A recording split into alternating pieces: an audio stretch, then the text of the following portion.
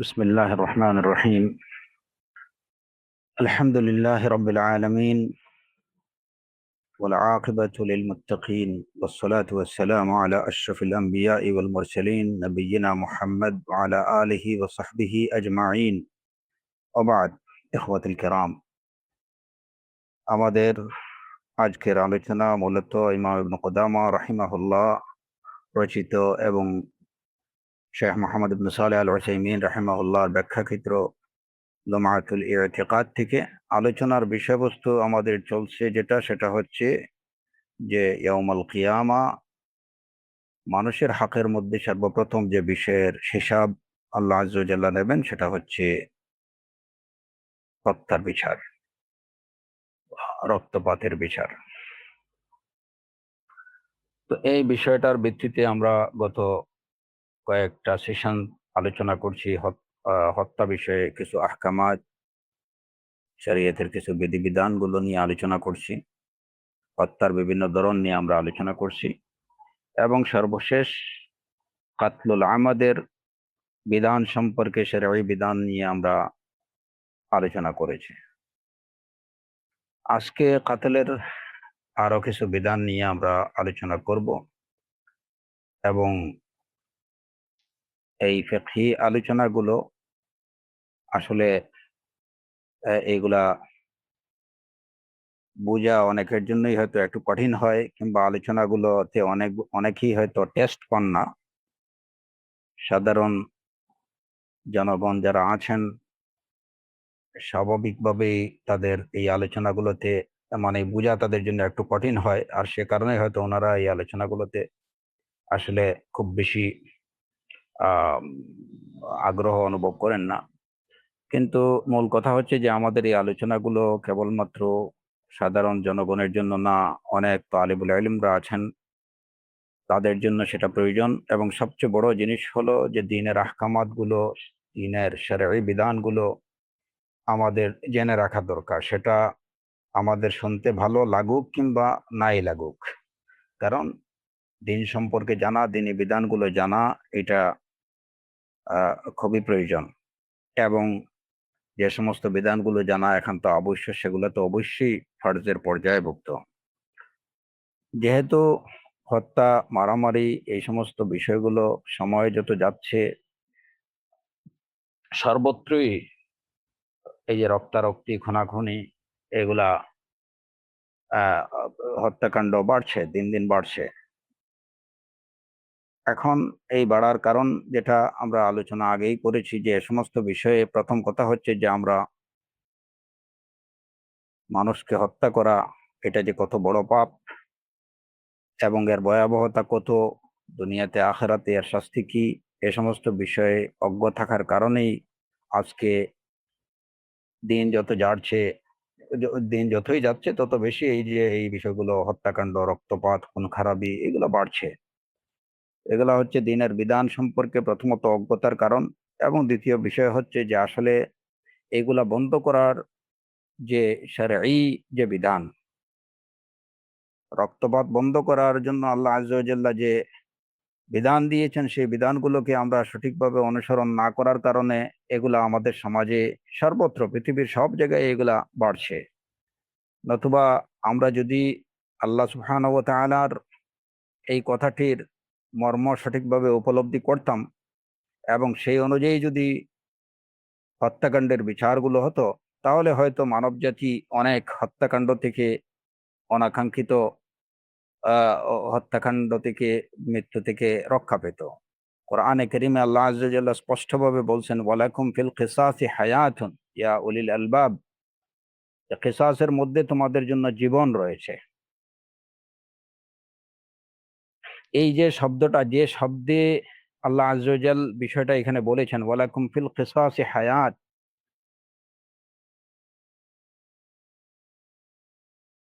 এখানে চাইলে আল্লাহ সুবহানাহু ওয়া তাআলা বলতে পারতেন যে, এরকম কিছু বলতে পারতেন যে হত্যার বদলে যদি তোমরা হত্যার বিচার যদি হত্যা করো, হত্যার বদলে যদি হত্যা করা হয়, তাহলে এটা হত্যাকাণ্ড বা রক্তপাত বন্ধ করবে। এভাবেও আল্লাহ আযজা ওয়া জাল্লা বলতে পারতেন, হত্যার বদলে হত্যা করলে সেটা হত্যাকাণ্ডগুলো বন্ধ হবে। কিন্তু সেটা না বলে বলছেন যে কিসাসের মধ্যে হত্যার বিচারে যদি হত্যা করা হয় হত্যাকারীকে, তাহলে সেটা হবে এর মধ্যে রয়েছে তোমাদের জন্য জীবন। ওয়ালাকুম ফিল কিসাসি হায়াতুন ইয়া উলিল আলবাব। বুদ্ধিমান সম্প্রদায়ের আসলে সে বিষয়গুলো বুঝতেছে না, কিভাবে এর মধ্যে হায়াত রয়েছে, মানুষের জন্য জীবন রয়েছে। আজকে দিন দিন এই হত্যাকাণ্ড খুন-খারাপি বাড়ার পিছনে কারণ হচ্ছে, এক তো হচ্ছে মামলা জট, দ্বিতীয় হচ্ছে বিচারের দীর্ঘসূত্রিতা। কোনো একটা হত্যাকাণ্ডের বিচার শেষ হতে হতে 25-30 বছর 40 বছর লেগে যায়। মামলা ট্রায়ালে উঠতে উঠতে 4-5 বছর সময় লেগে যায়, রিপোর্ট পেতে পেতে একটার পর আরেকটা। তো এই দীর্ঘসূত্রিতার কারণেই দেখা যায় যে অন্যায়কারীরা, হত্যাকারীরা, তারা তাদের স্পর্ধা আরো বেড়ে যায়। তারা এটা বুঝে যে না, আমি যদি আজকে হত্যা করি তাহলে হয়তো আমার বিচার হতে হতে আরো 10 বছর সময় লাগবে, কিংবা যে কোনোভাবে আমি হয়তো খালাস পেয়ে যাব বিভিন্ন উপায়, অসৎ উপায় অবলম্বনের মাধ্যমে। এবং সেই সুযোগগুলো আসলে আসলে বর্তমান যে পদ্ধতি, এই পদ্ধতিগুলোর মধ্যে কিছুটা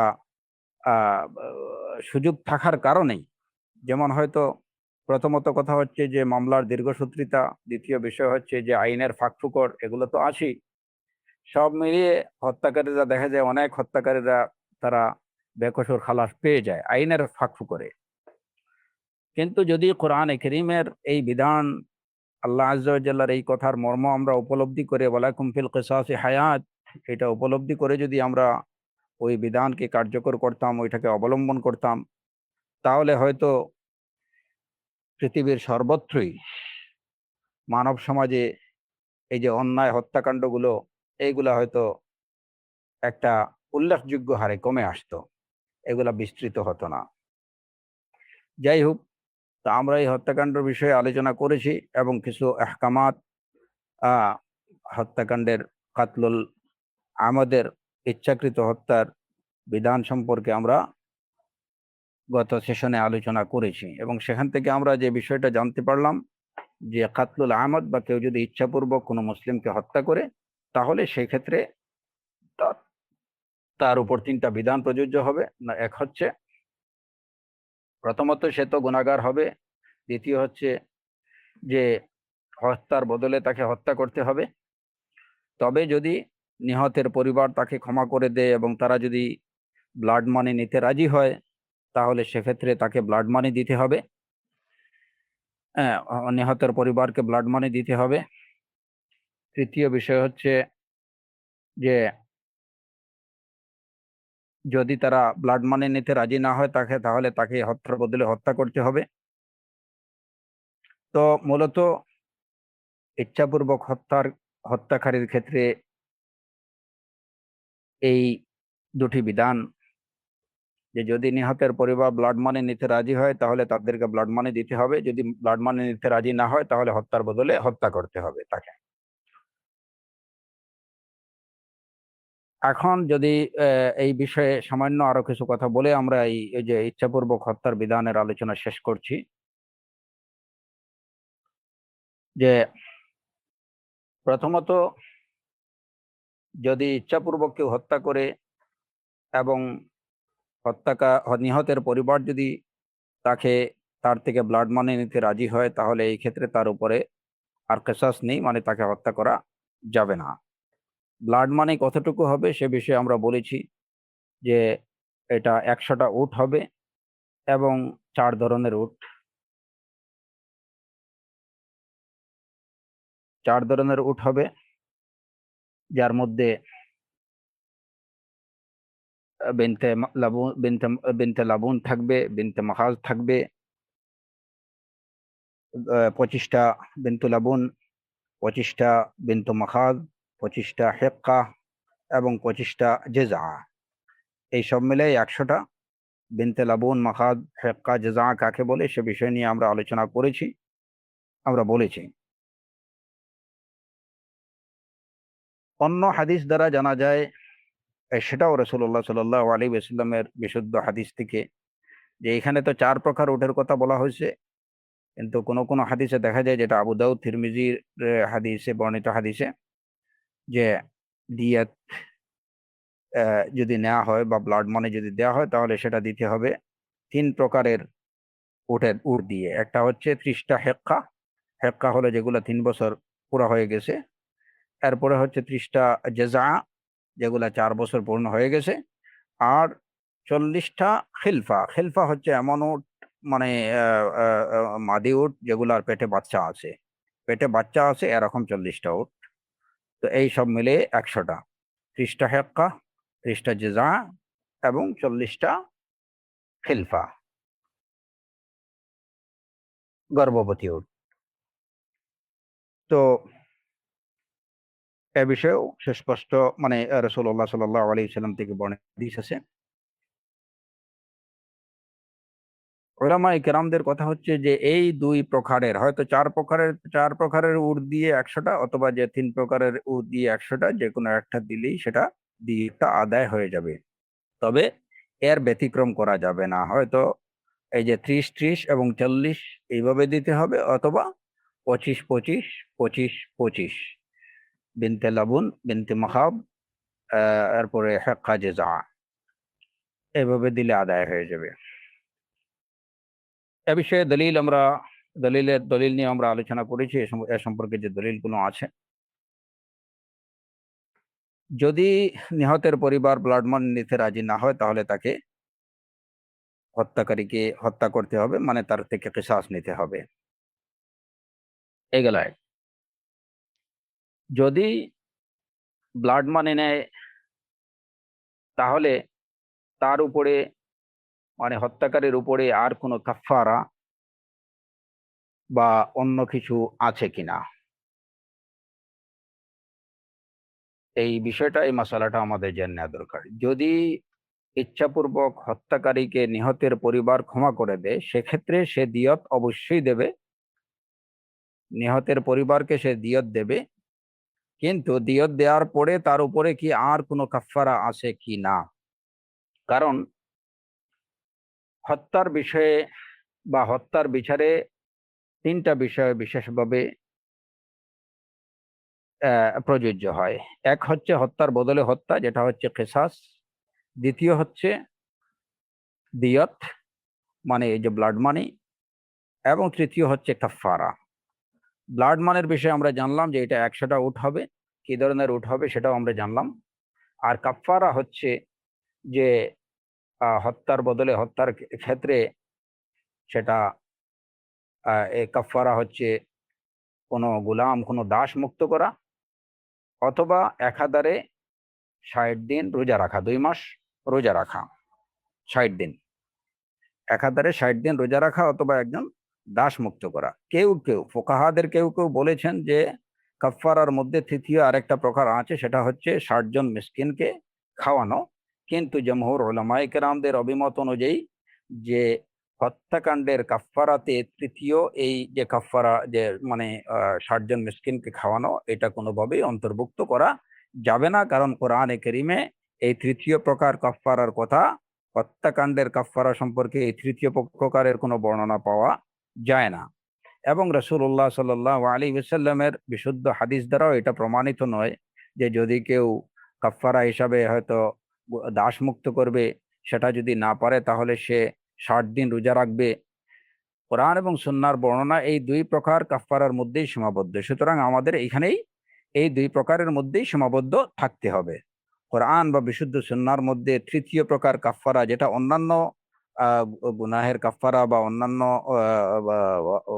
ওয়াজিবাতের কাফফারার ক্ষেত্রে আছে, যে 60 জন মিসকিনকে খাওয়ানো, এটা কিন্তু হত্যাকাণ্ডের কাফফারার ক্ষেত্রে প্রযোজ্য নয়। এটা এ কারণে যে হত্যাকাণ্ডের কাফফারা সম্পর্কে কোরআনে কারীমে যে আয়াতে যা বলা হয়েছে, সেখানে 60 জন মিসকিনকে খাওয়ানোর কথা উল্লেখ নেই। সুতরাং এই তৃতীয় প্রকারে আসা যাবে না, ওই 2টার মধ্যেই থাকতে হবে। হয় দাস মুক্ত করতে হবে, অথবা একাধারে 60 দিন রোজা রাখতে হবে। এটা হচ্ছে কাফফারা।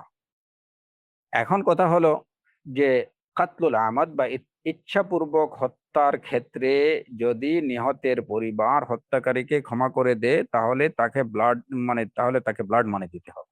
ব্লাড মানি দেওয়ার পরে তার কি কাফফারা তাকে দিতে হবে কিনা, ব্লাড মানি দেওয়ার পরে তাকে আর কোনো কাফফারা দিতে হবে কিনা এ বিষয়ে হচ্ছে কিছুটা দ্বিমত পাওয়া যায়।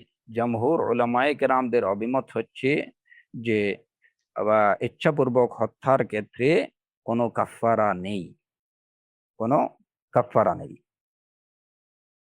ব্লাড মানি সে আদায় করবে, তবে যেহেতু সে গুনাহগার সে কারণে অবশ্যই কায়মনে তাকে আল্লাহ আযজা ওয়া জাল্লার কাছে তওবা এবং ইস্তেগফার করতে হবে, তাকে তওবা এবং ইস্তেগফার করতে হবে। এটা হচ্ছে জমহুরের অভিমত। উলামায়ে কেরামদের কিছু সংখ্যকের অভিমত, এবং সেই অভিমতটা অবশ্যই একটি হাদিস নির্ভর, যে সে দিয়ত আদায় করবে এবং তার সাথে সে কাফফারাও দেবে, তার সাথে সে কাফফারাও আদায় করবে।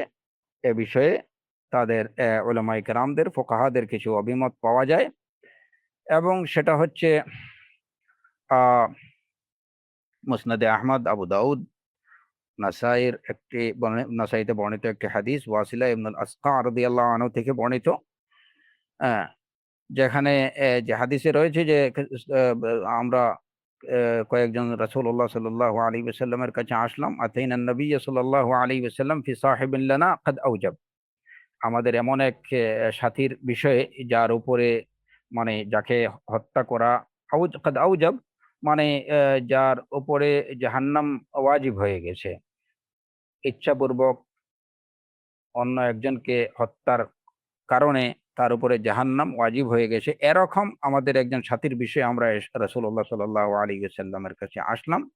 তো রাসূলুল্লাহ সাল্লাল্লাহু আলাইহি ওয়াসাল্লাম বললেন, আতিকু আনহু ইয়াতিকুল্লাহু বিকুল্লি উদওয়িন মিনহু উদওয়ান মিনান নার, যে তার পক্ষ থেকে একজন দাস মুক্ত করে দাও, এই দাসের প্রত্যেকটা অঙ্গের পরিবর্তে আল্লাহ আযজা ওয়া জাল্লা তার প্রত্যেকটা হত্যাকারীর প্রত্যেকটা অঙ্গকে জাহান্নাম থেকে মুক্ত করে দেবেন।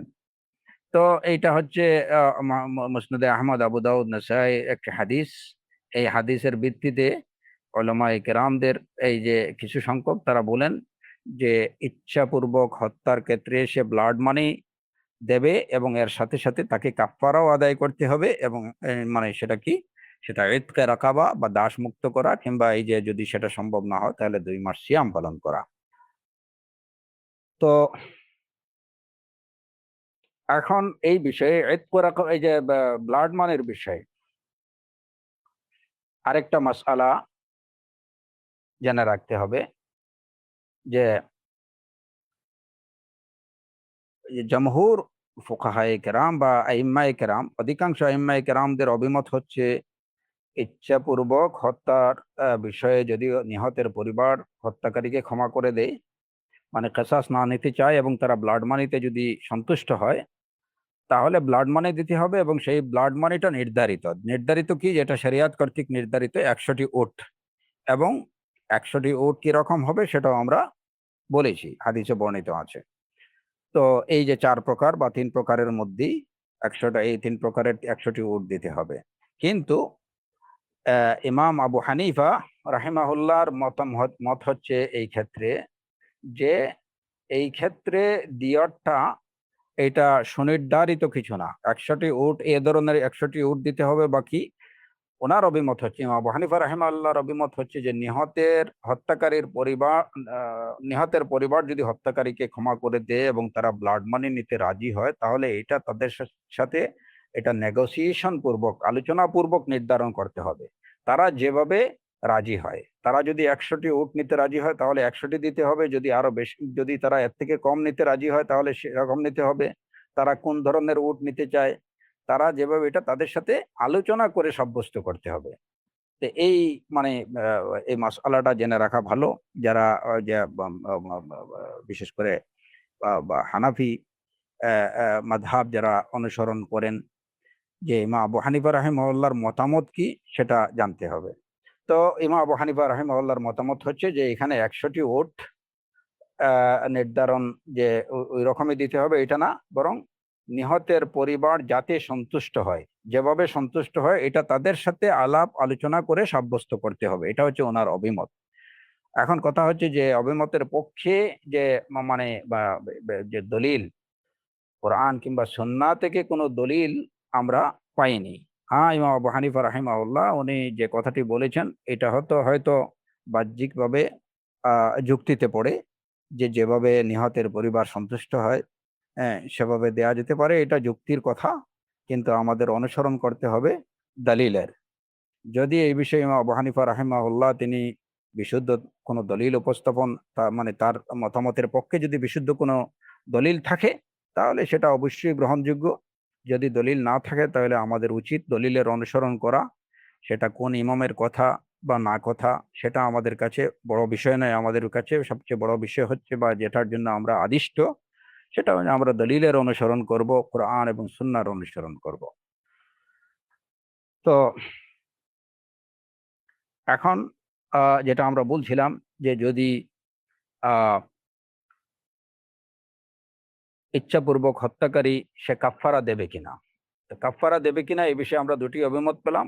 জমহুরের অভিমত হচ্ছে তার উপরে কোনো কাফফারা নেই। কাফফারা নেই এই কারণে যে কাফফারা এটা হচ্ছে পাপ, কাফফারা পাপ মোচন করে। আর ইচ্ছাপূর্বক হত্যাকারী এই যে পাপটা, তার যে গুনাহ বা পাপ, এটা অত্যন্ত ভয়াবহ, এবং যেটার বিষয়ে কোরআনে কারিমে আল্লাহ আযজা ওয়া জাল্লা বলছেন যে তার জাযা হচ্ছে ফাজাযাউহু জাহান্নাম খালিদান ফিহা ওয়া গাদিবাল্লাহু আলাইহি ওয়া লাআনাহু ওয়া আ'আদ্দা লাহু আযাবান আলীমা। তো কাফফারা এই ক্ষেত্রেই হয় যেখানে পাপ, যে পাপটা মোচনীয়, কাফফারা দিয়ে সেটাকে মোচনের একটা ব্যবস্থা বা একটা মাধ্যম অবলম্বন করা যায়। কিন্তু কাতলুল আমাদ বা ইচ্ছাপূর্বক হত্যা এটা অত্যন্ত ভয়াবহ, অত্যন্ত মারাত্মক একটা গুনাহ। সুতরাং এখানে কাফফারার কোনো প্রশ্ন আসতে পারে না। হ্যাঁ, দিয়াত যদি হ্যাঁ, এই বিষয়টা আমরা বলেছি যে যদি কিসাসের বদলে, হত্যার বদলে হত্যা করা হয় তাহলে আমরা আশা করি যে আল্লাহ আযজা ওয়া জাল্লা এই হত্যার বদলে হত্যা, এটাই হত্যাকারীর পাপের মোচন হয়ে যাবে। তার সে যে পাপ করছে সেটা মোচন হয়ে যাবে এবং পরকালে সে নাজাতের আশা করতে পারে। অনুরূপভাবে যদি হত্যাকারী নিহতের পরিবার যদি ব্লাড পণ নিতে রাজি হয় তাহলে এটাও তার পরকালে, হত্যাকারীর পরকালে নাজাত পাওয়ার একটা অবলম্বন হতে পারে। সে আশা করতে পারে সে জাহান্নামের চিরস্থায়ী বাসিন্দা হবে না, কিংবা তার ক্ষেত্রে এই যে আল্লাহর গজব বা বিসম্পাত এই সমস্ত বিষয় থেকে সে নাজাত পাবে। কারণ আহ শরীয়তের যে বিধান, কোনো পাপের শাস্তি যদি কেউ দুনিয়াতে পেয়ে যায় তাহলে এটা তার পাপকে মোচন করে দেয়, এই মর্মে রাসূলুল্লাহ সাল্লাল্লাহু আলাইহি ওয়াসাল্লাম থেকে বিশুদ্ধ হাদিস আছে। যেমন কোনো চোর, সে যদি চুরি করে এবং তার উপরে যদি শরীয়তের বিধান কার্যকর হয় যে তার হাত কেটে দেয়া হয়, তাহলে তার চুরের অপরাধ বা চুরির যে পাপ, যেটা সেই পাপটা তার মোচিত হয়ে যাবে, পাপের কাফফারা হয়ে যাবে। ওই শাস্তির বিধানটা যখন তার উপরে কার্যকর হয়ে যাবে সেটাই তার পাপের, সেটার দ্বারাই তার পাপ মোচন হয়ে যাবে। পরকালে এর জন্য আল্লাহ আযজা ওয়া জাল্লা তাকে পাকড়াও করবেন না। তো অনুরূপভাবে হত্যাকারীর বিচার যদি হত্যার বদলে হত্যা হয়ে যায় সেটা তার পাপের মোচন হয়ে যাবে, কিংবা যদি দিয়ত দেয় সেটাও পাপের মোচন হয়ে যাবে। কিন্তু প্রশ্ন হচ্ছে যে তাকে অবশ্যই তওবা ইস্তেগফার করতে হবে। কেন করতে হবে?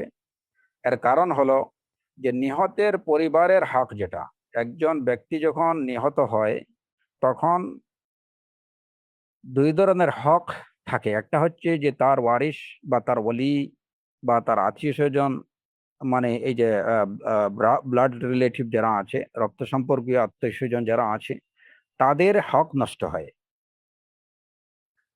সুতরাং তাদের হক যেটা নষ্ট হলো সেই হকটা ব্লাড মানির দ্বারা এটা অনেকটা রিকভার হয়ে যায়।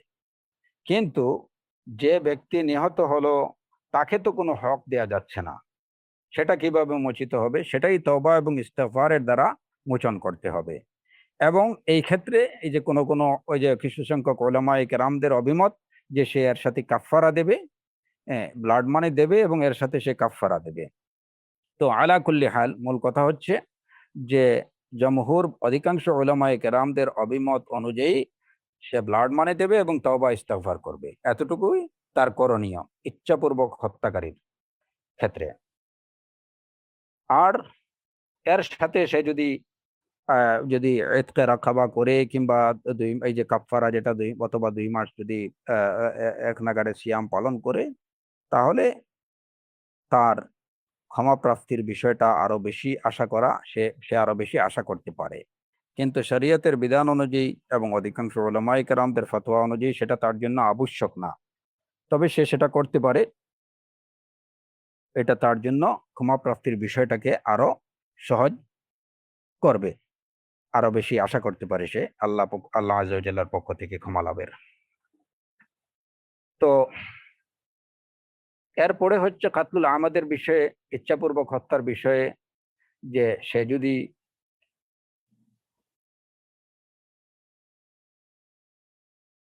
এমন কাউকে হত্যা করে যার উত্তরাধিকারী সে হওয়ার কথা, যেমন পুত্র যদি পিতাকে হত্যা করে, ইচ্ছাপূর্বক হত্যা করে, তাহলে সে তার পিতার উত্তরাধিকারী থেকে, মানে পিতার সম্পত্তি থেকে সে বঞ্চিত হবে, সে তার পিতার কোনো সম্পত্তি পাবে না। এটাই হচ্ছে শরিয়তের বিধান। যদি কোনো ছেলে কিংবা কোনো মেয়ে তার পিতামাতা কাউকে যদি সে ইচ্ছাপূর্বক হত্যা করে, তাহলে সে তার ওই পিতা বা মাতার কোনো সম্পত্তির ভাগ পাবে না, সে তাদের সম্পত্তি থেকে বঞ্চিত হবে। অনুরূপভাবে,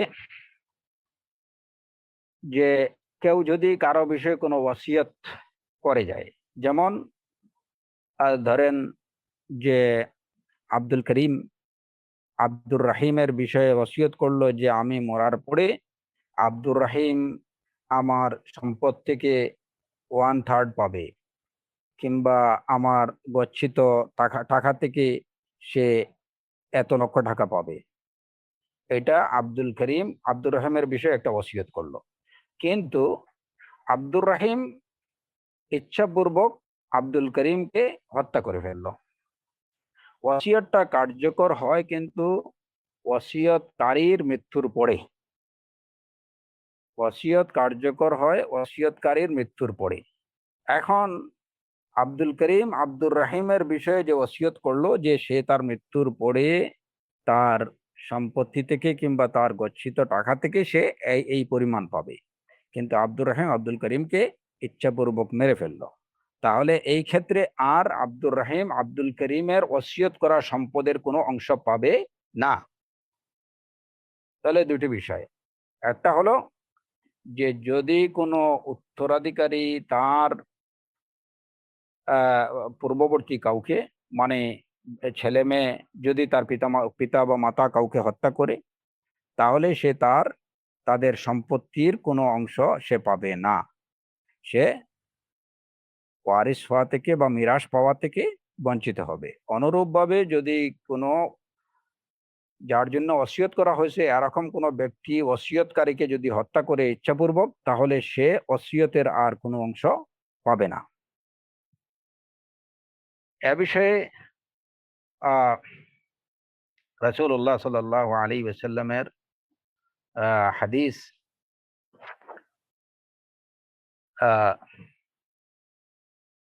রাসূলুল্লাহ সাল্লাল্লাহু আলাইহি ওয়াসাল্লামের হাদিস রয়েছে যে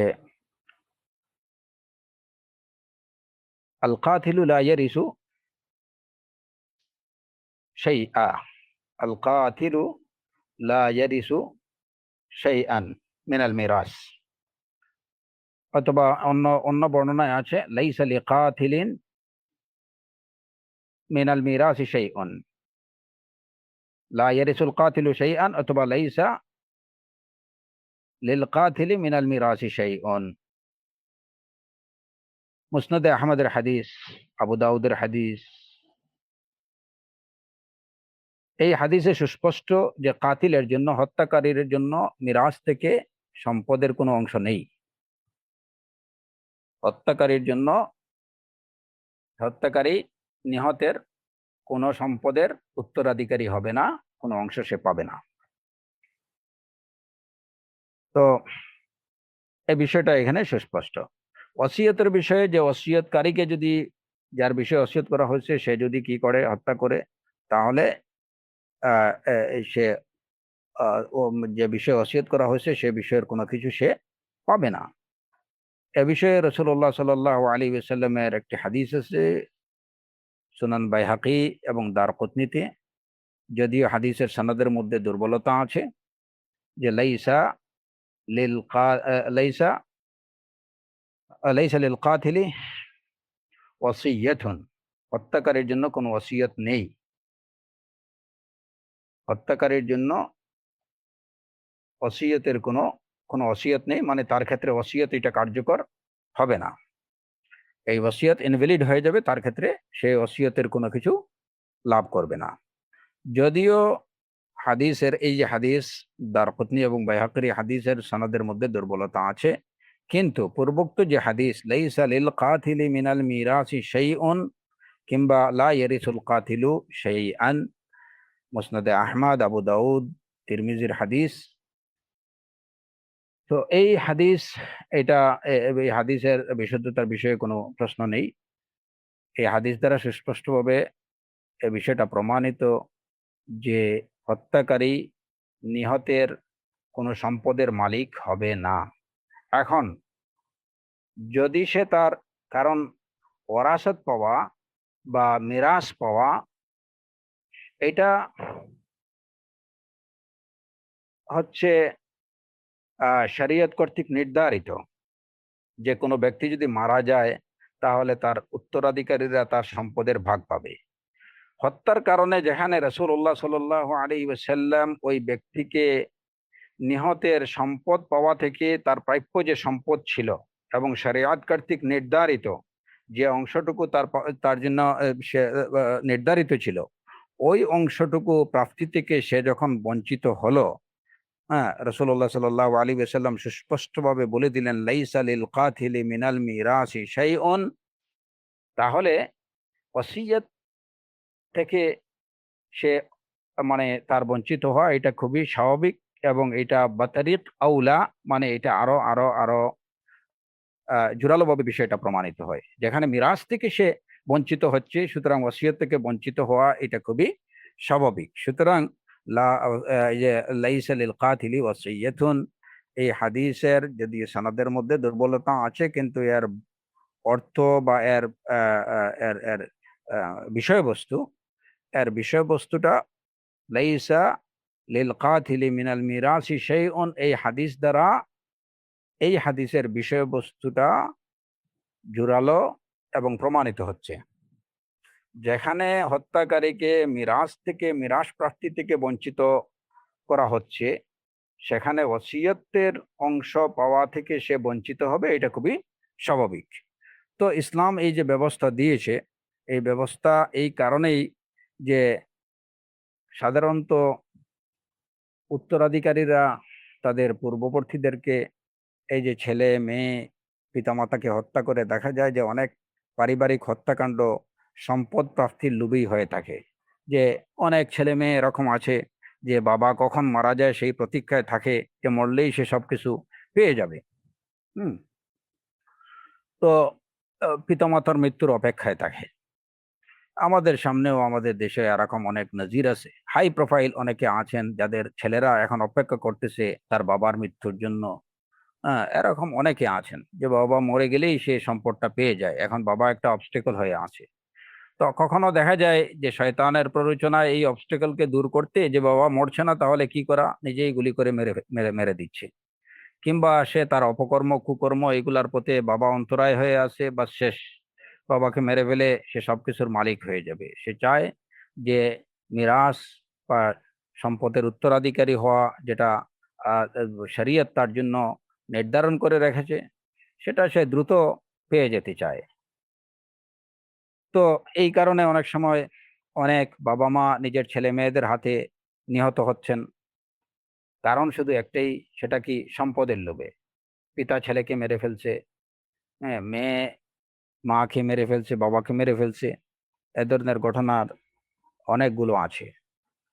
ইসলাম যখন এই ব্যবস্থা দিয়েছে যে যখন এই হত্যাকারী বা এরকম মানসিকতা পোষণকারী যখন সে জানবে যে যদি আমি আমার মা বাবাকে হত্যা করি, বা যাদের উত্তরাধিকারী হওয়ার আমার সম্ভাবনা আছে, যাদের সম্পত্তি পাওয়া, যাদের মৃত্যুর পরে আমি তাদের সম্পদের উত্তরাধিকারী হওয়ার সম্ভাবনা আছে, আমি যদি তাদেরকে মেরে ফেলি তাহলে আমি সেই সম্পদ থেকেই বঞ্চিত হব। যে উদ্দেশ্যে আমি হত্যা করছি সেটা থেকে আমি টোটালি বঞ্চিত হয়ে যাব।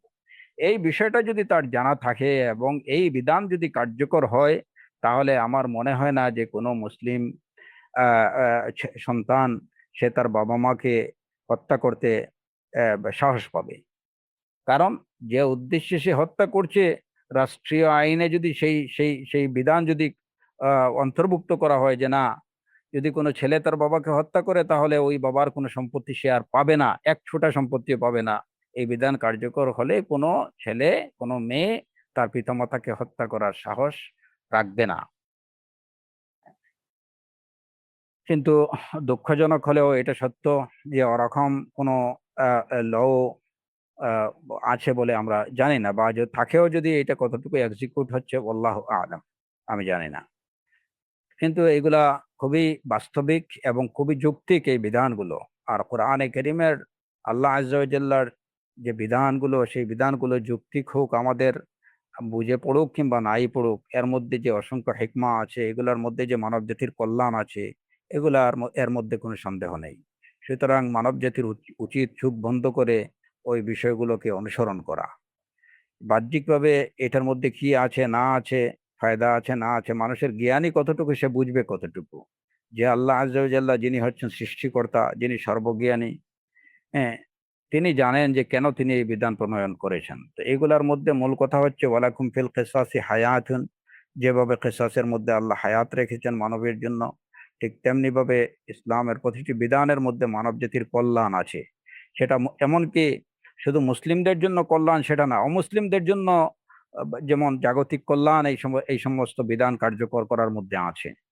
যদি আজকে অমুসলিমরাও যদি দিনের এই বিধানকে যদি তারা অনুসরণ করে, যে কোনো অমুসলিম ছেলে যদি তার অমুসলিম বাবা মাকে হত্যা করে, তাহলে সে তার সেই বাবা মার সম্পত্তি থেকে বঞ্চিত হবে। তাহলে তাদের সমাজও কিংবা তারাও কিন্তু এই পিতামাতা ছেলে মেয়েদের হাতে নিহত হওয়া থেকে রক্ষা পাবে। সুতরাং বলা যায় যে গোটা মানব জাতির কল্যাণ আছে এই সমস্ত বিধানের মধ্যে। হুম, যেগুলা কোনো যুক্তির ঊর্ধ্বে, এগুলা নিয়ে আসলে কোনো তর্ক করার অবকাশ নেই। ইসলামের প্রতিটি বিধানই মানব জাতির জন্য কল্যাণকর, এবং শুধুমাত্র ইহজগতে না, ইহজগতে পরজগতে সব জায়গাতেই মানব জাতির জন্য কল্যাণকর। তো এই গেল দুটি বিধান। তারপরে হচ্ছে এখন আহ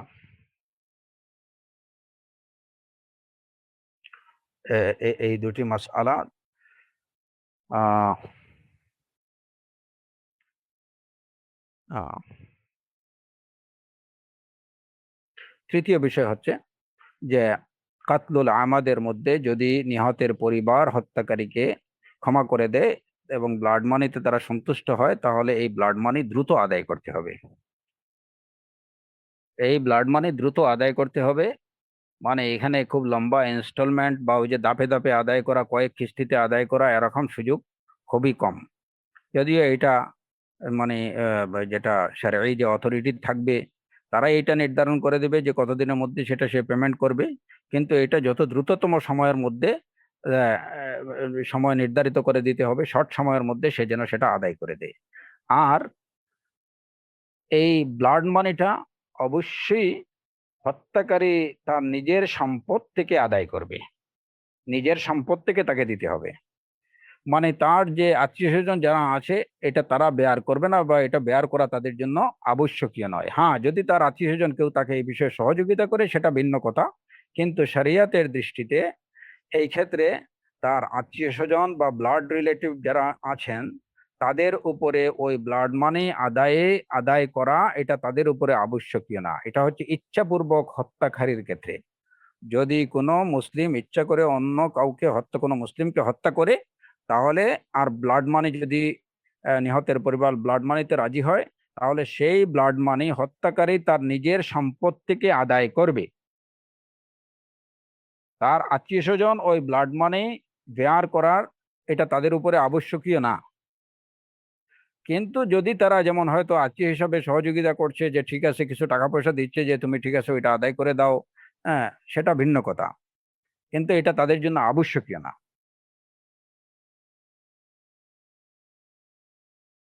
গেল এক। আরেকটা বিষয় হলো যে সে দ্রুততম সময়ের মধ্যে সেটা আদায় করবে। এরপরে আই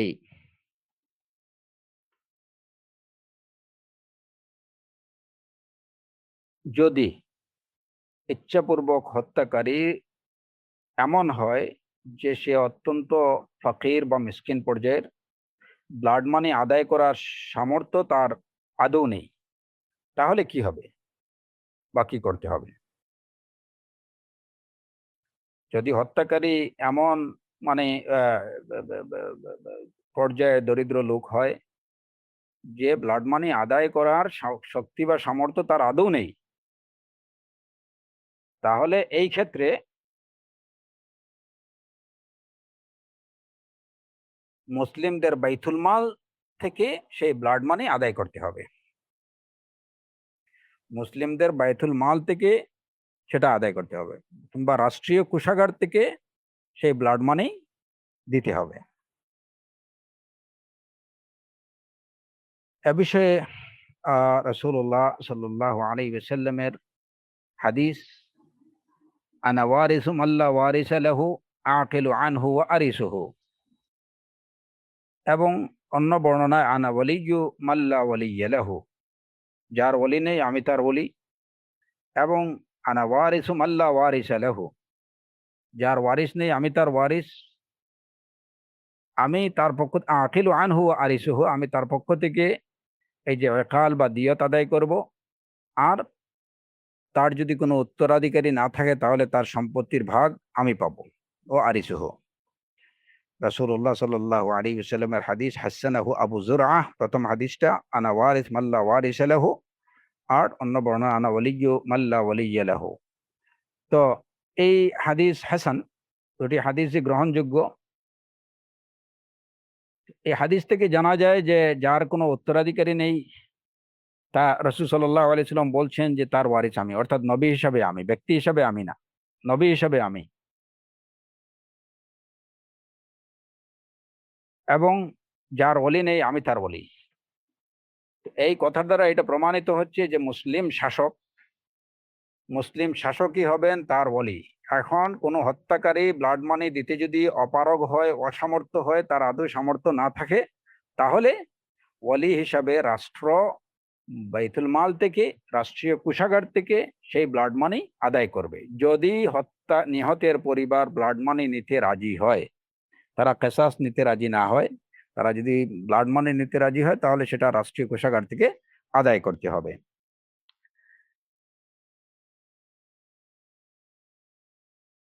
এখন এখানে আরেকটা বিষয় হলো যে রাষ্ট্রীয় কোষাগার থেকে আদায় করা হবে।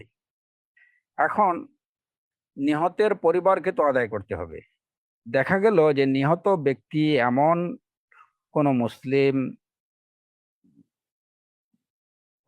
যে তার কোনো ওলি পাওয়া যাচ্ছে না, খুঁজে নিহত ব্যক্তির কোনো ওলি পাওয়া যাচ্ছে না, যে এই ব্লাড মানিটা কাকে দেয়া হবে।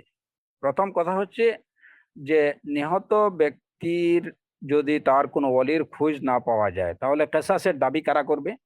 তাহলে কেসাসের দাবি বা হত্যার বদলে হত্যার দাবি করার মতো কোনো লোক তো নেই। তাহলে এই ক্ষেত্রে কি করতে হবে? মাসআলাগুলো ভালো করে বুঝে রাখেন। একজন ব্যক্তি একজন মুসলিমকে হত্যা করছে, যে লোকটাকে হত্যা করছে তার কোনো অলি বা তার কোনো মানে যে ব্লাড রিলেটিভস কাউকে খুঁজে পাওয়া যাচ্ছে না, তার কোনো আত্মীয় স্বজন খুঁজে পাওয়া যাচ্ছে না। আর যখন আত্মীয় স্বজন পাওয়া যাচ্ছে না, কেউ এরকম দাবি উপস্থাপন করছে না যে আমাদের এই লোককে হত্যা করছে, আমরা হত্যার বদলে হত্যা চাই, হত্যার বিচার চাওয়ার মতো কোনো লোক নেই, তাহলে এই ক্ষেত্রে কি করতে হবে? এই ক্ষেত্রে দিয়ত বা ব্লাড মানি আদায় করতে হবে। যেহেতু হত্যার বদলে হত্যার বিচার প্রার্থী কেউ নেই,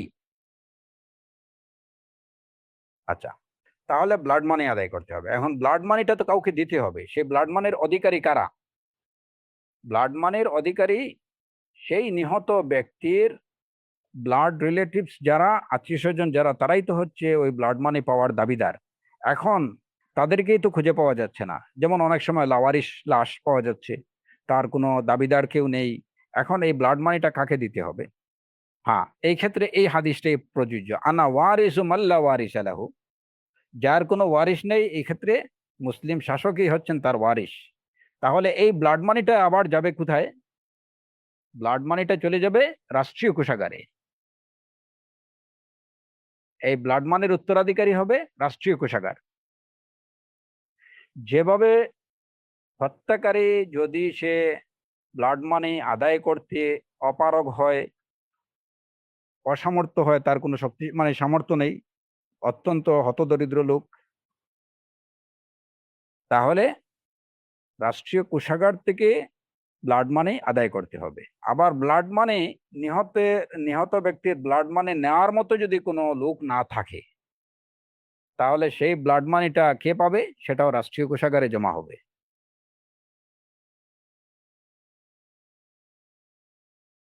আচ্ছা, এখানে আরেকটা বিষয় হলো যে ব্লাড মানি, এখন যে ব্যক্তি হত্যা করছে, নিহতের পরিবার খুঁজে পাওয়া যাচ্ছে না, আত্মীয় স্বজন খুঁজে পাওয়া যাচ্ছে না, সে নিজে ব্লাড মানি দেওয়ার সামর্থ্য তার আছে, তাহলে অবশ্যই তো সে নিজে ব্লাড মানি আদায় করবে। কিন্তু এটা কোথায় দেবে? রাষ্ট্রীয় কোষাগারে। এখন যদি রাষ্ট্রীয় কোষাগার হয় এরকম যে, ধরেন আজকে একটা অমুসলিম রাষ্ট্রে একজন মুসলিম কোনো কাউকে হত্যা করছে, কোনো মুসলিমকে হত্যা করছে।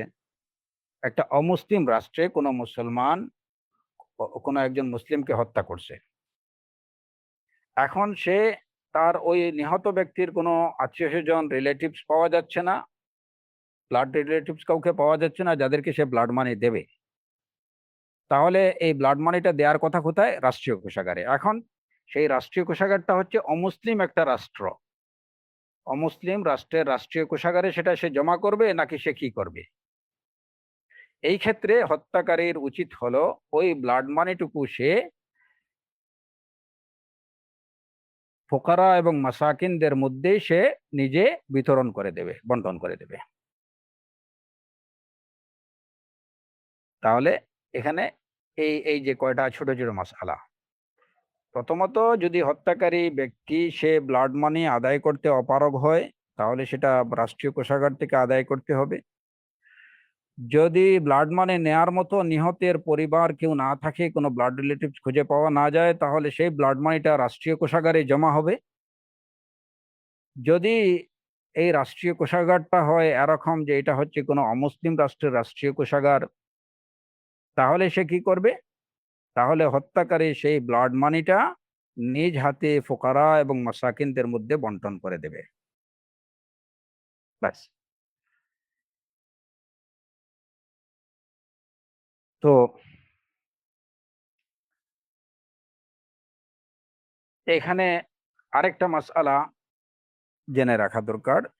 এটাও হচ্ছে ইমাম আবু হানিফা রাহিমাহুল্লাহর মাযহাব এবং অন্যান্য মাযহাবের মধ্যে একটা বড় একটা পার্থক্য, একটা মাসআলার বিষয়ে, যে কাউকে যদি শ্বাসরোধ করে হত্যা করা হয়, কাউকে শ্বাসরুদ্ধ করে যদি হত্যা করা হয়, তাহলে এই ক্ষেত্রে ইচ্ছা করে শ্বাসরুদ্ধ করে যদি কাউকে হত্যা করা হয়, তাহলে এইটা ইচ্ছাপূর্বক হত্যার পর্যায়ভুক্ত হবে কিনা এবং এই ক্ষেত্রে কিসাস প্রযোজ্য হবে কিনা, এই বিষয়ে যদিও সকল আইম্মায়ে কেরাম, ইমাম মালিক, ইমাম শাফিঈ, ইমাম আহমদ ইবনে হাম্বল, ইমাম আবু ইউসুফ, ইমাম মুহাম্মদ রাহিমাহুমুল্লাহ আজমাইন, এরা সবাই একমত যে কাউকে ইচ্ছে করে শ্বাসরুদ্ধ করে কেউ যদি হত্যা করে, তাহলে সেক্ষেত্রে কিসাস অবশ্যই প্রযোজ্য হবে।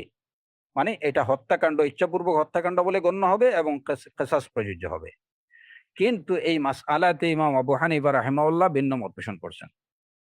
হানাফি মাযহাব বা ইমাম আবু হানিফা রাহিমাহুল্লাহর অভিমত হচ্ছে যে শ্বাসরুদ্ধ করে হত্যা করা এটা ইচ্ছাপূর্বক হত্যার পর্যায়ভুক্ত না, সুতরাং এই ক্ষেত্রে কিসাস প্রযোজ্য হবে না। এই দাবির সপক্ষেও আসলে আমরা কোনো সুস্পষ্ট কোনো দলিল আমরা পাইনি। যদিও ওনার এই কথার পিছনে এই যে কিয়াস বা যুক্তি আছে, বিভিন্ন যুক্তি উপস্থাপন করছেন, কিন্তু আমরা ওই যে আমাদের যে উসুল অনুযায়ী সর্বক্ষেত্রেই প্রত্যেক মুসলিমের উচিত দলিলের অনুসরণ করা। কারণ যুক্তি আপনার একটা যুক্তি হতে পারে, ওই বিষয়ে আমি আমার ভিন্ন যুক্তি দেখাতে পারি। সুতরাং নিরাপদ হচ্ছে, দিনের জন্য নিরাপদ, সর্বক্ষেত্রেই নিরাপদ হচ্ছে বিশুদ্ধ দলিলের অনুসরণ। তো মাসআলাটা জেনে রাখা ভালো যে ইমাম আবু হানিফা রাহিমাহুল্লাহর অভিমত হচ্ছে কাউকে শ্বাসরুদ্ধ করে হত্যা করলে সেটা ইচ্ছাপূর্বক হত্যার পর্যায়ভুক্ত বলে গণ্য হবে না, ইচ্ছাপূর্বক হত্যা বলে গণ্য হবে না, এবং এই ক্ষেত্রে কাসাস প্রযোজ্য হবে না। যদিও অন্য সকল আইম্মায়ে কেরাম, ফুকাহে কেরামের অভিমত হচ্ছে, কেবলমাত্র ইমাম আবু হানিফা রাহিমাহুল্লাহ বাদে অন্য সবার অভিমত হচ্ছে যে অবশ্যই সেটা ইচ্ছাপূর্বক হত্যাকাণ্ড বলে গণ্য হবে এবং সেটা তার বিচার হিসাবে কিসাস প্রযোজ্য হবে। হ্যাঁ, যদি নিহতের পরিবার ক্ষমা করে দেয় অন্যান্য কি এর মতো, তাহলে সেটা তো তাকে দিয়ত দিতে হবে, কিন্তু এটা ইচ্ছাপূর্বক হত্যার পর্যায়ভুক্ত।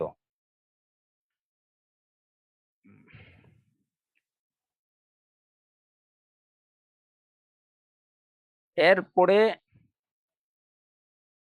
আরেকটা বিষয় হলো আহ,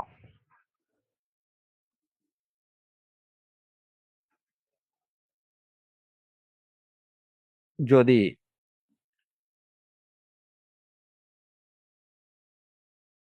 আমরা যেটা পেলাম এখানে, যে ইচ্ছাপূর্বক হত্যাকারীর সে প্রথমত গুনাহগার হবে, সে তার যাকে হত্যা করছে তার কোনো সম্পত্তির ভাগ পাবে না, এবং কিসাস নিতে হবে অথবা তাকে দিয়ত দিতে হবে।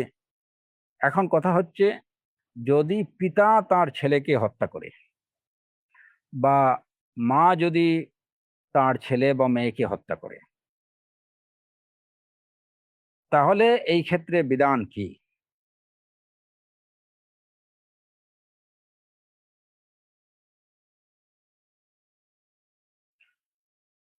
ধরেন আব্দুর রাহিমের বাবা হচ্ছেন আব্দুল করিম,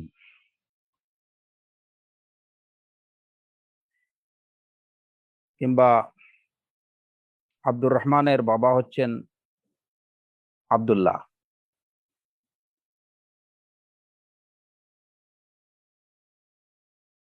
আব্দুল্লাহ তার ছেলে আব্দুর রহমানকে ইচ্ছাপূর্বক ইচ্ছা করে হত্যা করলেন। ছেলের তার নিজস্ব অনেক ধন সম্পত্তি আছে, আব্দুর রহমানের তার নিজের অনেক ধন সম্পত্তি আছে। এখন তাকে তার বাবা আব্দুল্লাহ ইচ্ছা করে হত্যা করছেন, তাহলে এই ক্ষেত্রে বাবা তার ছেলের সম্পত্তির অধিকারী হবেন কিনা?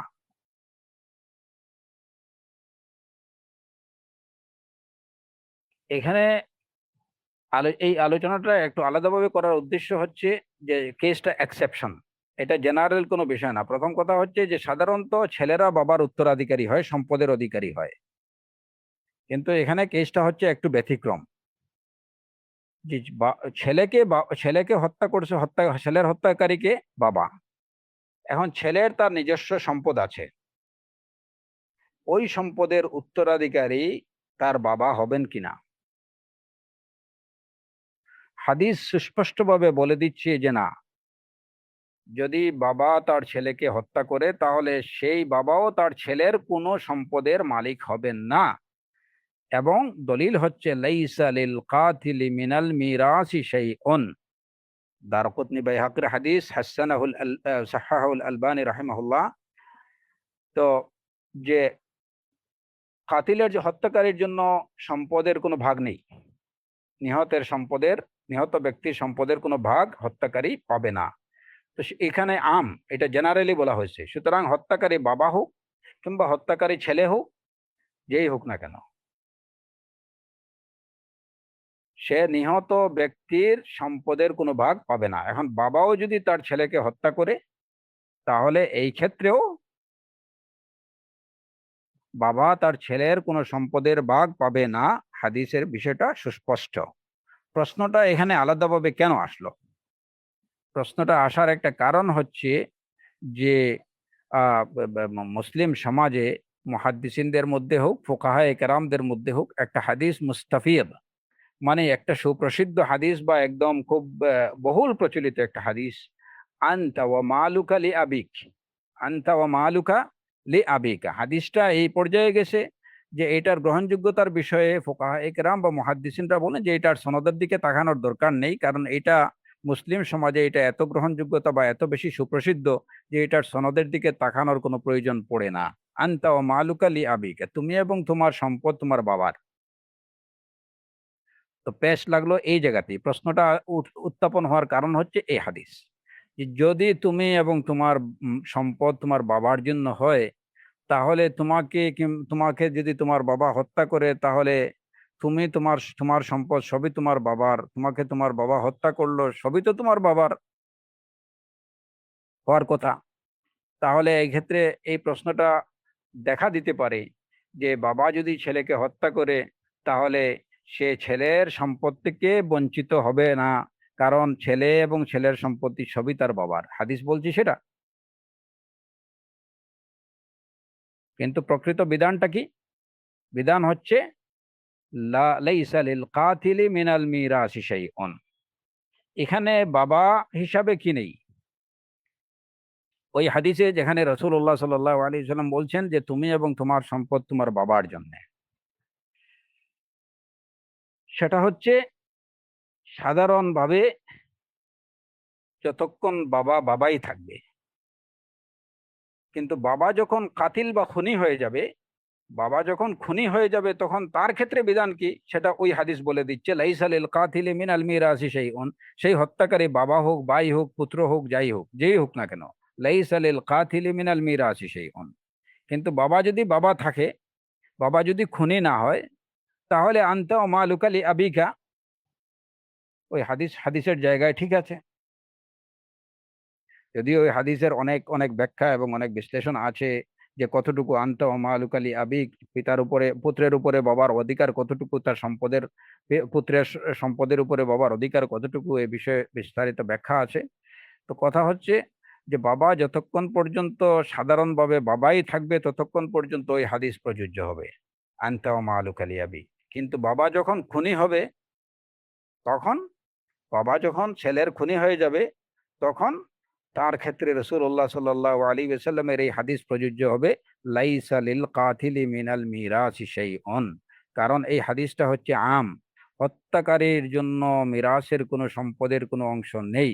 সেই হত্যাকারী এখানে আম ভাবে বলা হয়েছে, জেনারেলি বলা হয়েছে। হত্যাকারী বাবা হোক, ভাই হোক, ছেলে হোক, যেই হোক না কেন। তো এই গেল।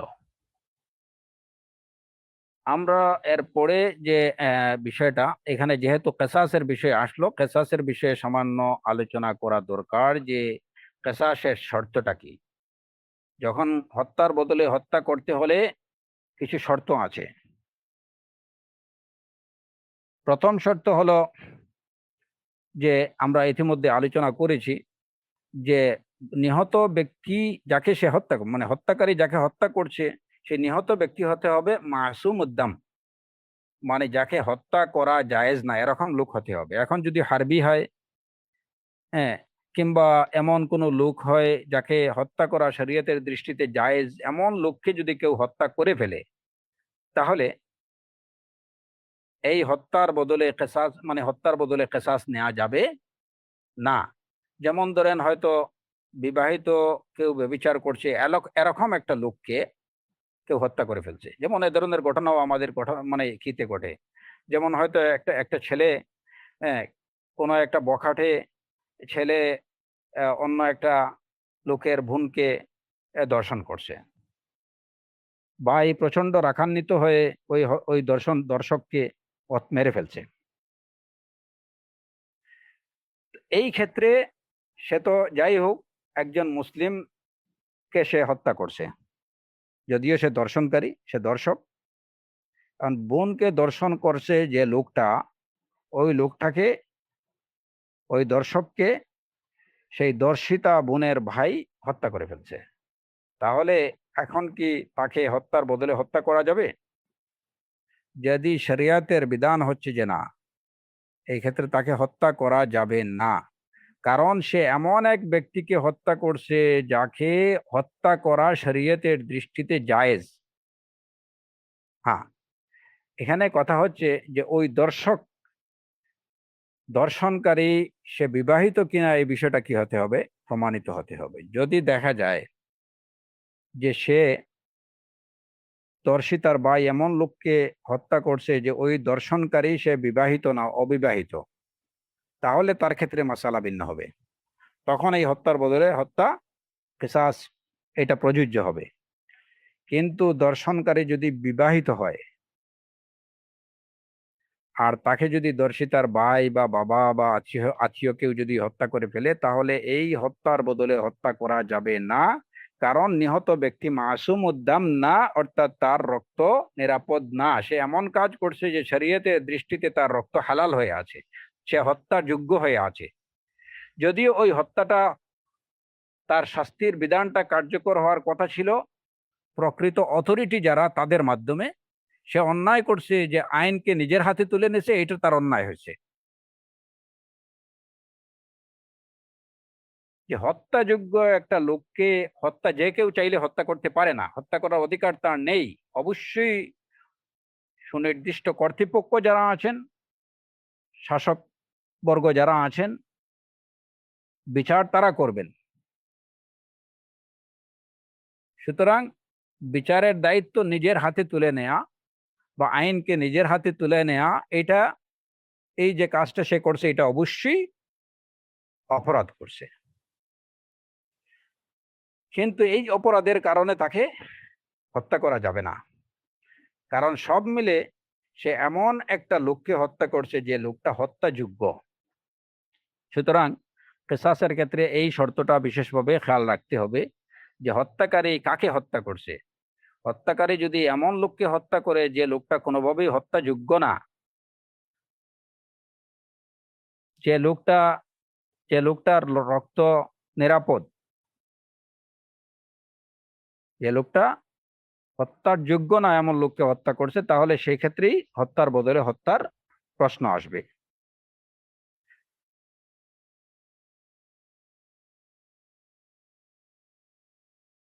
দ্বিতীয়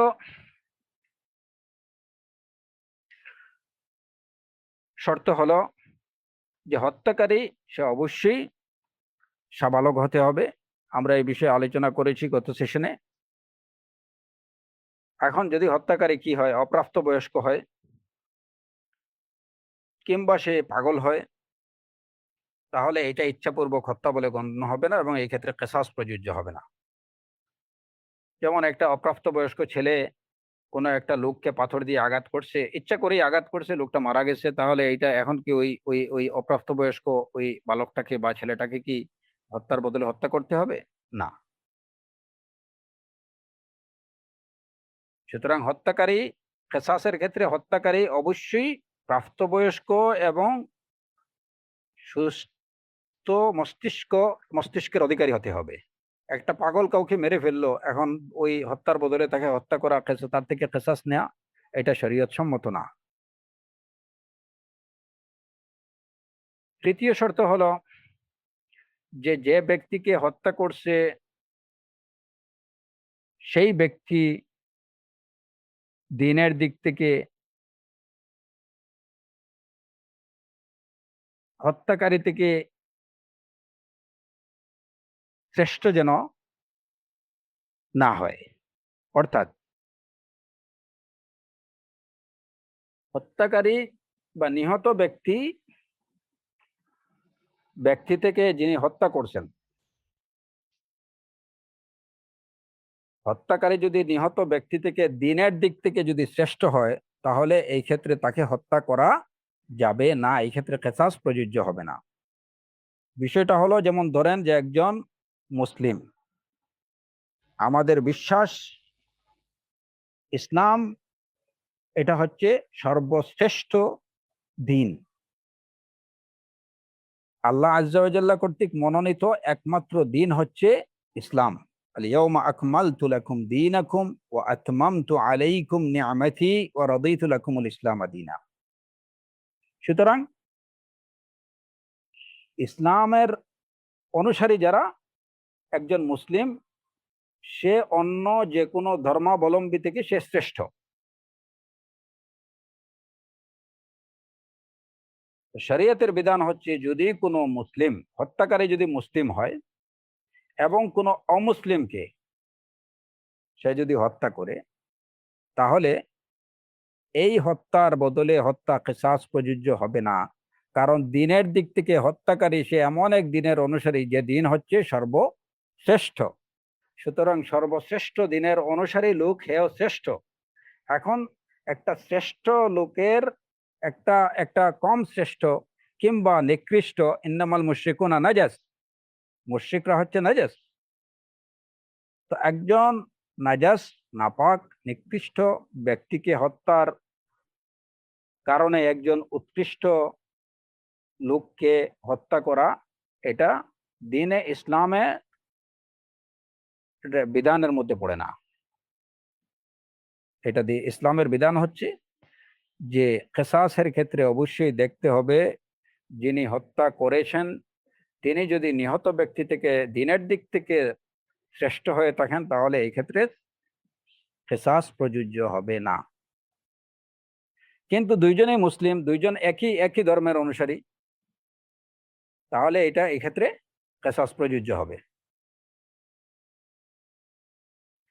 এখন এই ক্ষেত্রে এইটুকু দেখার কোনো সুযোগ নেই যে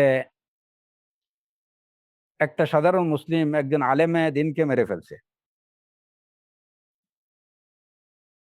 অবশ্যই একজন সাধারণ মানুষ থেকে একজন আলেমে দিন শ্রেষ্ঠ, এর মধ্যে কোনো সন্দেহ নেই।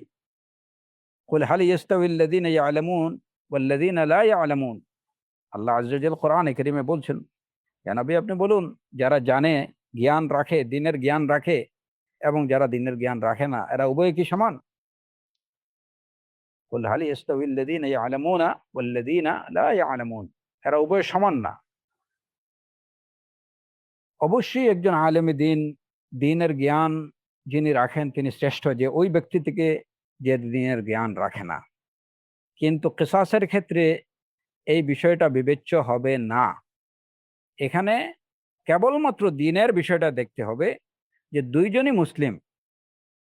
এখন একজন সাধারণ লোক একজন আলেমে দিনকে হত্যা করে ফেলছে, এখানে আফজল বা মফজুল হওয়ার এই বিষয়টা এখানে বিবেচিত হবে না। কেবলমাত্র দেখতে হবে কি যে দুইজনই কি একই দিনের অনুসারী কিনা, দুইজনই মুসলিম। সুতরাং সাধারণ কোনো লোক যদি কোনো আলেমকে হত্যা করে কিংবা কোনো আলেমে দিন যদি কোনো সাধারণ লোককে হত্যা করেন, কোনো আলেমে দিন যদি কোনো সাধারণ লোককে হত্যা করেন, তাহলে সেই সাধারণ লোককে হত্যার কারণে ওই আলেমে দিনকে হত্যা করা বৈধ দিনে ইসলামের মধ্যে। এটা হচ্ছে কিসাসের বিধান। আচ্ছা,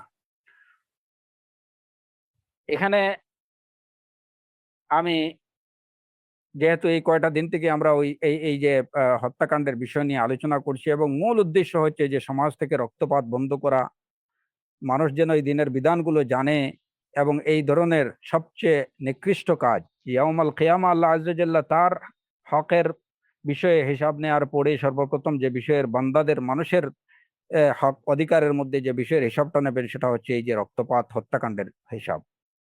তো আলোচনার উদ্দেশ্য যে সমাজ থেকে হত্যাকাণ্ড, খুন খারাপি এইগুলা যেন মানুষ বিধানগুলো জানে, এগুলা থেকে যেন বেঁচে থাকে। এখন এই যে বিধানগুলা আলোচনা করা, শরীয়তের বিধানগুলো আমাদের জেনে রাখা এটা আবশ্যক।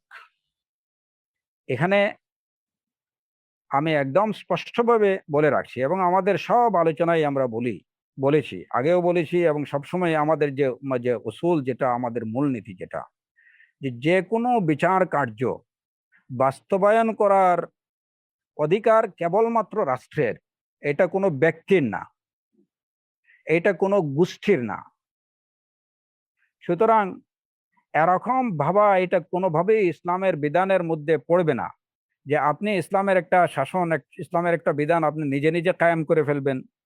এটাও কিন্তু বিশৃঙ্খলা সৃষ্টির মধ্যে পড়ে। এখন কেউ যদি মনে করে যে আমার রাষ্ট্র হয়তো ইসলামের বিধান, হত্যার বদলে হত্যা, এই বিধান কার্যকর করছে না, তাহলে আমি আমার নিজের বিচার করে নেই। এটা হচ্ছে শরীয়তের পরিপন্থী কাজ। কারণ দ্বীনে ইসলাম এটা একটা সব মানে একদম শুরু থেকে শেষ পর্যন্ত এ টু জেড এই দিনটা হচ্ছে কন্ট্রোলড, একটা নিয়ন্ত্রিত দিন, একটা নিয়ন্ত্রিত বিধান। এখানে যদৃচ্ছা, যার যেমন ইচ্ছা এটাকে অনুসরণ করার, প্র্যাকটিস করার কোনো সুযোগ নেই। পুরা দিনটা কন্ট্রোলড আল্লাহ আজ্জা ওয়া জাল্লা দ্বারা। রাসূলুল্লাহ সাল্লাল্লাহু আলাইহি ওয়াসাল্লামের নির্দেশনার মধ্যেই এটা সীমাবদ্ধ থাকবে, এর বাইরে যেতে পারবে না। সুতরাং একটা বিধান কে কার্যকর করবে? ইসলাম শুধু বিধান বলে দিয়ে যে ক্ষান্ত হয়েছে এরকম না। সেই বিধানটা কাদের দ্বারা কার্যকর হবে, এই বিধান কার্যকর করার অথরিটি কে, কর্তৃপক্ষ কে, সেটাও কিন্তু বলে দিছে। সুতরাং কেউ যদি অতি উৎসাহিত হয়ে যদি এরকম কি করেন যে আমাদের বিধান আমরা নিজেরা কার্যকর করতে শুরু করি, তাহলে এটা হবে ফাসাদ সৃষ্টির অন্তর্ভুক্ত। কারণ যে দায়িত্ব ইসলাম আপনাকে দেয়নি, সে দায়িত্ব আপনি আপনার নিজের হাতে অতি উৎসাহী হয়ে উঠায় নেবেন না। এটা হচ্ছে ইসলাম পরিপন্থী কাজ। হত্যার বদলে হত্যা করা বা যেটাই হোক, দিনের এই বিধানগুলো কার্যকর করবে রাষ্ট্র। রাষ্ট্রের নির্দিষ্ট অথরিটি থাকবে, তারাই এইগুলো করবেন। আপনার দায়িত্ব হচ্ছে যদি কোনো অপরাধ আপনি দেখেন, কেউ কোনো অন্যায় করছে, কিংবা আপনি সচক্ষে দেখছেন কে কাউকে হত্যা করছে, তাহলে আপনার দায়িত্ব হচ্ছে বিষয়টা রাষ্ট্রকে অবহিত করা, প্রয়োজনে নিজে সাক্ষী দেয়া, হ্যাঁ, এবং রাষ্ট্রকে বিষয়ে সহযোগিতা করা। এই বিষয়টা খুব ভালো করে মনে রাখতে হবে। এরকম মনে করার সুযোগ নেই যে আমি তো দিনের একটা বিধানই কার্যকর করছি, আল্লাহর একটা আইনই আমি বাস্তবায়ন করছি। আল্লাহর আইন বাস্তবায়ন করার যে আইন বাস্তবায়ন করার জন্য আল্লাহ আজ্জা ওয়া জাল্লা আপনাকে দায়িত্ব দিয়েছেন, আপনি সেটা করেন। যেটার দায়িত্ব আপনি দেননি, ওইটা আপনি নিজের হাতে তুলে নেবেন কেন?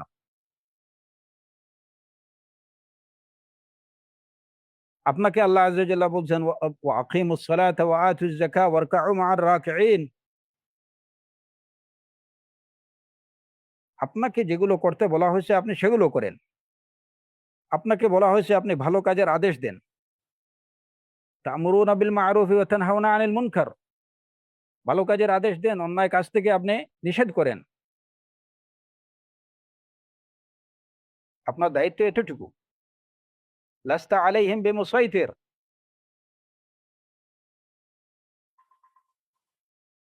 এই বিষয়গুলো অবশ্যই মনে রাখতে হবে, নতুবা সমাজে বিশৃঙ্খলা তৈরি হবে। অতি উৎসাহিত হওয়া যাবে না যে কোনো বিষয়ে, সব ক্ষেত্রেই নিয়ন্ত্রিত থাকতে হবে। এটা কিন্তু আরেকটা বড় ফিতনা, যে যে কোনো এই যে মানে ভূ রাজনৈতিক প্রেক্ষাপট দেখে আমাদের কেউ যেন অতি উৎসাহী না হন। আল্লাহ আজ্জা ওয়া জাল্লার কাছে আমাদের করণীয় কি? আমাদের করণীয় আল্লাহ সাহায্য চাওয়া। আল্লাহ আজ্জা ওয়া জাল্লা ইসলামকে সাহায্য করেন, আল্লাহ আজ্জা ওয়া জাল্লা মুসলিমদেরকে সাহায্য করেন। হ্যাঁ, যারা ইসলাম এবং মুসলমানদের বিরুদ্ধে ষড়যন্ত্রে লিপ্ত থাকে, আল্লাহ আজ্জা ওয়া জাল্লা তাদেরকে যেন ধ্বংস করেন। আর তাদের নসিবে যদি হিদায়াত থাকে, আল্লাহ আজ্জা ওয়া জাল্লা যেন তাদেরকে হিদায়াত দেন। আমাদের দেশ এবং রাষ্ট্রকে যেন আল্লাহ আজ্জা ওয়া জাল্লা ইসলাম এবং ঈমানের উপরে টিকে থাকার তৌফিক দেন। এই যে মানে উত্তম কামনাগুলো, এই কামনাগুলো আমাদের করতে হবে সব সময়। আর দ্বীন ওয়ান নসিহা, ভালো যেটা সমাজের জন্য যেটা কল্যাণকর, রাষ্ট্রের জন্য যেটা কল্যাণকর, সেই বিষয়গুলো সমাজের কাছে তুলে ধরা, সেই বিষয়গুলো রাষ্ট্রের কাছে পৌঁছে দেয়া হিকমার সাথে, প্রজ্ঞার সাথে, দলিলের সাথে। দেশের জন্য, দশের জন্য, রাষ্ট্রের জন্য যে বিষয়গুলো কল্যাণকর, শাসক বর্গের জন্য যে বিষয়গুলো কল্যাণকর,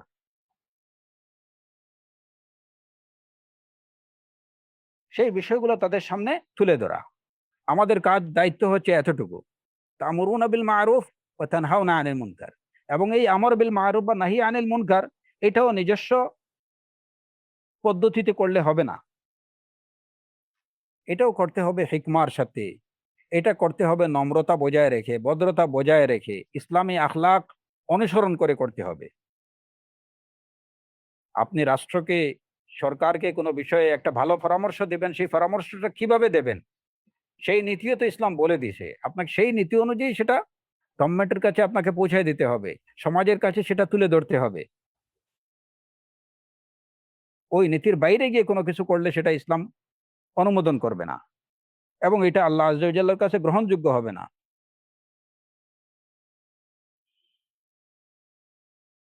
এই বিষয়গুলা অবশ্যই আমাদের মনে রাখতে হবে। আমরা জানি না আমাদের জন্য আসলে কিসের মধ্যে মঙ্গল এবং কিসের মধ্যে অমঙ্গল আছে। আমরা অনেক জিনিস বা অনেক বিষয় আছে, মনে হয় যে এটা আমাদের জন্য খুবই চমৎকার, আমাদের জন্য খুবই ভালো, কিন্তু আমরা জানি না এন্ড অফ দ্য ডে এটা কি হবে, এটা রেজাল্টটা কি হবে।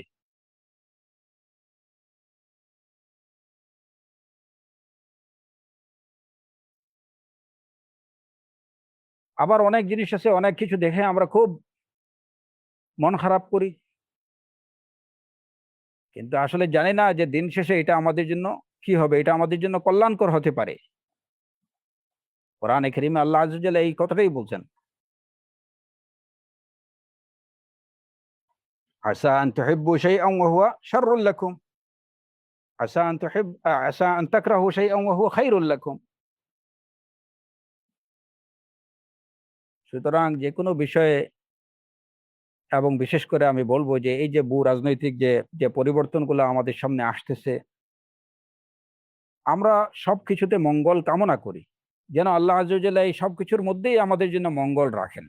কিন্তু কোনো বিষয়ে অতি উৎসাহিত হওয়া এবং অতি উৎসাহী কোনো অ্যাক্টিভিটিস পরিচালনা করা, এটা কোনোভাবেই কাম্য না, এবং এটা কোনোভাবেই এটা এটা মুসলমানদের জন্য কল্যাণ নিয়ে আসবে না। এ বিষয়ে অবশ্যই সবার সতর্ক এবং সাবধান থাকতে হবে। যদি আমি বিষয়টা আরেকটু খোলাসা করে বলি, যেমন সোভিয়েত ইউনিয়নের যখন এই যে আফগানিস্তান ছেড়ে যখন সোভিয়েত ইউনিয়ন চলে গেল, এই নজিবুল্লাহ সরকারকে রেখে গেল, সেই নজিবুল্লাহ সরকারকে উৎখাত করা হলো, তখন সাধারণ মুসলমানদের মধ্যে একটা আগ্রহ এবং একটা উৎসাহ তৈরি হয়েছিল যে সোভিয়েত ইউনিয়নের মতো একটা একটা পরাশক্তিকে তারা হারাই ফেলছে। হ্যাঁ, মুসলমানদের কাছে ক্ষমতায় চলে আসছে। তো দেখা গেল যে তারা নামদারি আরেক মুসলিমকে বসাই গেল, নজিবুল্লাহ ওইটাকে তারা ওই ওই সরাই ফেললো। তো আগ্রহ, উৎসাহ আরো বেশি বাড়লো মুসলমানদের মধ্যে, যে না, এবার তো সবকিছু একদম মুসলিমদের কন্ট্রোলে চলে আসছে, ইসলামী খেলাফত কায়েম হয়ে যাচ্ছে, হ্যাঁ, একজন আমিরে শরীয়ত পাওয়া যাবে। কিন্তু সবকিছু হলো বুমেরাং। এরা নিজেদের মধ্যে যা করলো, গুলবুদ্দিন হেকমতিয়ার, আহমদ শাহ মাসুদ, সিফাতুল্লাহ মুজাদ্দিদি, এরা নিজেদের মধ্যে রক্তপাত ঘটায়, একজন মুসলিম আরেকজন মুসলিমকে হত্যা করতে শুরু করে। এটা কি কাম্য ছিল? তো ওই যখন সোভিয়েত ইউনিয়ন চলে গেল, ওদেরকে হারানোর পরে তো মুসলমানদের মধ্যে একটা আগ্রহ তৈরি হয়েছিল, কিন্তু সেটা বুমেরাং হয়ে গেল কয়েকদিনের মধ্যেই। এবং সেই রক্তক্ষয়ী যুদ্ধে অসংখ্য লোক মারা গেল, যে একজন মুসলিমের হাতে মুসলিম মারা গেছে। আল্লাহ আযজা ওয়া জাল্লা মুসলমানদেরকে পরিপূর্ণ হিদায়াত দিন এবং সিরাতে মুস্তাকিমের উপরে সবাইকে ইস্তেকামা থাকার তৌফিক দিন। কোনো কিছু অ্যাচিভ করা এটা যত সহজ, এটার উপরে ইস্তেকামা থাকাটা অনেক কঠিন। সুতরাং ইস্তিকামার দোয়া নিজেদের জন্য, আমরা প্রত্যেকে নিজের জন্য যেভাবে করব যে আল্লাহ তুমি আমাকে ইহদিনাস সিরাতাল মুস্তাকিম, কমপক্ষে 17 বার বলতে হয় আমাদেরকে প্রত্যেক দিন, কারণ ইস্তিকামা এটা খুবই ইম্পর্টেন্ট একটা বিষয় এবং এটা অত্যন্ত কঠিন বিষয়। এটা তো আমরা নিজেদের জন্য ইস্তেকামা যেভাবে চাইবো, অনুরূপভাবে আমাদের অন্যান্য মুসলিমদের জন্য ইস্তেকামা চাইবো, যে আল্লাহ আযজা ওয়া জাল্লা গোটা বিশ্বের মুসলিমদেরকে জন্য ইসলামের উপরে, ইমানের উপরে মুস্তাকিম রাখেন, অটল অবিচল অনড় অটুট রাখেন। তাদের নিজেদের মধ্যে যেন ফিতনা তৈরি না হয়, তাদের মধ্যে যেন এই যে জাগতিক লোভ লালসা, নেতৃত্ব নিয়ে যেন তাদের মধ্যে টানাহেঁচড়া শুরু না হয়, তারা যেন দুনিয়ামুখী না হয়ে যায়, তারা যেন হিদায়েত থেকে, সঠিক পথ থেকে বিচ্যুত না হয়। ইস্তেকামা চাইতে হবে। যদি তারা ইস্তেকামা থাকতে পারে, আলহামদুলিল্লাহ রাব্বুল আলামিন।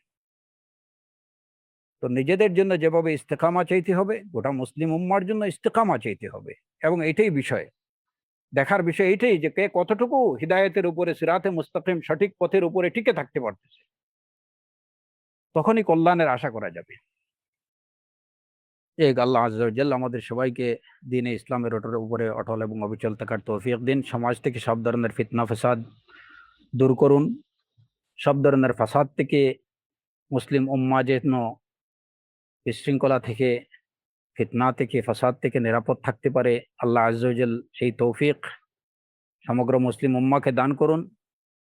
এবং আল্লাহ সুবহানাহু ওয়া তাআলা আমাদের সমাজ থেকে যত ধরনের আছে, যত ধরনের খুনাখুনি, হত্যাকাণ্ড, মারামারি, অন্যায়, অবিচার, এগুলা থেকে মুসলিম উম্মাহকে, সমগ্র মানব জাতিকে বেঁচে থাকার তৌফিক দান করুন। ওয়া আখিরু দাওয়ানা আনিল হামদুলিল্লাহি রাব্বিল আলামিন ওয়া সাল্লাল্লাহু আলা নাবিয়্যিনা মুহাম্মদ ওয়া আলা আলিহি ওয়া সাহবিহি আজমাইন।